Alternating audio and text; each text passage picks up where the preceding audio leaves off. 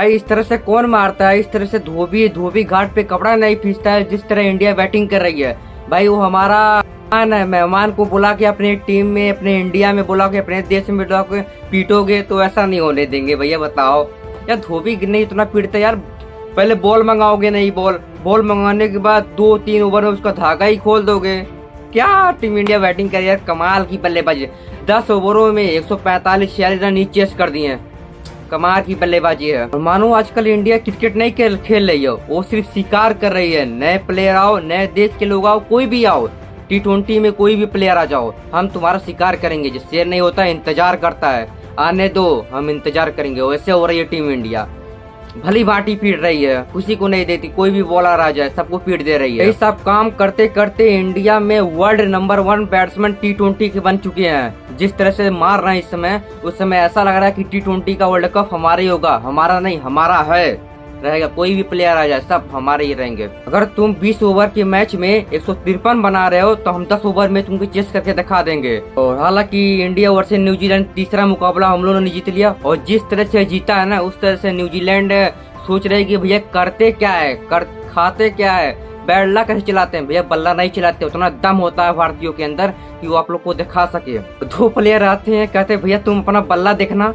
बल्ला दिखाओ कैसे तुम मारते हो। बल्ला में दम नहीं है, जिगरे में दम है उसके, और उसका बल्ला चेक करने लगते हैं। भाई इसमें क्या है, कैसे है, कुछ नहीं है। और इस मैच में सिर्फ कमजोर रहा सिर्फ संजू सैमसन। संजू सैमसन के लिए हमने कई वीडियो में बताया था कि उस बंदे को मौका मिलना चाहिए, खिलाना चाहिए, लेकिन मौका देने के बाद भी मिल गया। हमारे यहाँ कहने से नहीं मिला, लेकिन BCCI ने दिया। और उसके बाद भी संजू सैमसन तीनों मैच में फ्लॉप रहे हैं, तो उसकी गारंटी नहीं है। अब हो सकता है कि T20 वर्ल्ड कप में हिस्सा ना रहे। जिस तरह से वो चल रहे हैं, मुझे नहीं लगता कि वो चल रह पाएंगे। 2023 T20 वर्ल्ड कप में वो डगआउट में बैठ के मैच देख रहे थे, मतलब 15 खिलाड़ियों में से थे, लेकिन बाहर बैठ के मैच देख रहे थे। अब मुझे लगता है कि 2026 में भी डगआउट के 15 खिलाड़ियों में से हैं, लेकिन बाहर बैठ के ऐसी मैच भर देखेंगे। मुझे नहीं लगता कि उनका फॉर्म आएगा दोबारा, वो खेलेंगे T20। मुझे नहीं लगता कि जगह देने वाले। इतना फॉर्म चल रहा है, जिस बंदे को मारा है छक्का चौका बात हो रही है, वहाँ वो आउट हो जा रहा है पहले ही बॉल पे।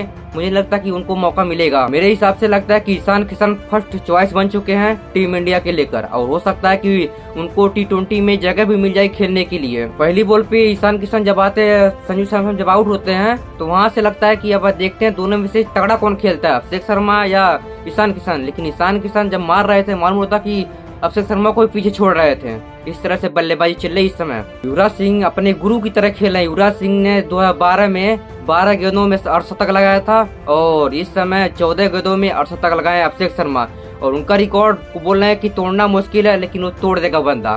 मुझे गारंटी है, मुझे भरोसा है, वो बंदा 11 बॉल पे 68 मारेगा। जिस समय इंडिया खेल रही है, अभिषेक शर्मा और ईशान किशन उस दिन चल जाते हैं, आमने सामने पारी खेल लेते हैं, मतलब 8-10 ओवर तक टिक जाते हैं, समझो 300, 350, 250, 300 रन पार हो जाएंगे। मुझे लगता है वो भी T20 में बता रहा हूँ, 300, 350 रन पार ही हो जाएंगे। जो सूर्य कुमार यादव आज 2 मैचों से दिख रहे हैं, अगर वो इसी तरह से हर मैचों में दिखे ना, तो मुझे लगता है वो सपना पूरा ही हो जाएगा। 350 वाला 300 पार हो जाला। तो कोई स्टेट दिखा दे, हम लोग स्टेट देख ले आप लोग। 20 गेंदों में 68 रन बनाते अभिषेक शर्मा, वहीं ईशान किशन, सूर्य कुमार यादव 26 पे 57 ठोकते हैं, जहाँ पे 6 छक्का आता है। बताओ कमाल की बल्लेबाजी हो रही है कि नहीं हो रही है। वहीं ईशान किशन 13 पे 28, वहीं जहाँ संजू सैमसन 1 बॉल पे आउट हो गए, वहाँ ये सब बहुत तबला बजा रहे हैं। हमें और टीम इंडिया को थोड़ी आराम से ठेर के खेलने की आदत नहीं चाहिए। हमें फास्टर बॉल बैट्समैन चाहिए, जो छक्के पे छक्का मारे, जो इस समय चल रहा है, उनको चाहिए टीम इंडिया में। और जिस तरह से सूर्य कुमार यादव कैप्टन होके बल्लेबाजी कर रहे हैं, क्योंकि 1 साल से पहले से उनका रिकॉर्ड बहुत ही खराब था उनका, मुझे नहीं लगता था कि वो चल पाएंगे। लेकिन जिस समय चल रहा है, मुझे नहीं लगता कि इतिहास इंडिया बदल पाएगी, और इंडिया इतिहास बदलेगी, क्योंकि दूसरा वर्ल्ड कप हमारे इंडिया में आ सकता है अगर ऐसे टीम इंडिया बैटिंग करती रही तब। सूर्य कुमार यादव कप्तानी में और T20 में हम लोग जीत की माहौल बहुत, श्रीलंका को हरा दिया, ऑस्ट्रेलिया को हरा दिया। वैसे ODI तो हम हार जाते हैं, ODI की बात अलग है, लेकिन T20 की फॉर्मेट में हम लोग की बल्लेबाजी कमाल की है। और इस मैच के बाद क्या संजू सैमसन टीम इंडिया में डिजर्व करते हैं खेलने के लिए? अब आप लोग बताओ कमेंट सेक्शन में, क्योंकि मेरे हिसाब से नहीं लगता है कि डिजर्व कर सकते हैं, क्योंकि 3 मैच में तीनों मैच में फ्लॉप चले गए। और टीम इंडिया को एक अच्छा बैट्समैन चाहिए, एक अच्छा कीपर चाहिए। कीपर तो कर ही लेते हैं, लेकिन बल्ले से नहीं चल पा रहे, तो बच्चे बल्ले से उनको थोड़ा ध्यान देना चाहिए। अब मुझे लगता है कि चौथे मैच में उनको एंट्री मिलेगी खेलने के लिए, किसी और प्लेयर को आना ही होगा। और इस मैच में संजू सैमसन को मौका मिलेगा, हो सकता है, मेरे हिसाब से तो मिलेगा ही, क्योंकि किसान की बल्लेबाजी देख ही रहे हो, और वहाँ श्रेयस अय्यर भी बाहर डगआउट में बैठे हैं। अगर डगआउट से ला के टीम इंडिया में को पटक दिया जाए, खेलने के लिए दे दिया जाए, तो वो नहीं सोचेंगे कि टीम इंडिया और प्लेयरों का मूड डिस्टर्ब हो। तो मुझे लगता है कि संजू सैमसन को मौका मिलेगा चौथे भी मैच को, जैसे सुमन गिल को मौका मिला था ओडीआई में कि खेलते जाए, पूरी सीरीज में उनको हटाया ही नहीं गया। उसी तरह मुझे लगता है कि संजू सैमसन को ये पांचों सीरीज में हटाया नहीं जाएगा, खिलाया ही जाएगा। आप लोग के हिसाब से क्या लगता है कमेंट सेक्शन में जरूर बताना। मिलते हैं आप लोग से अगली वीडियो में। जय हिंद, जय भारत।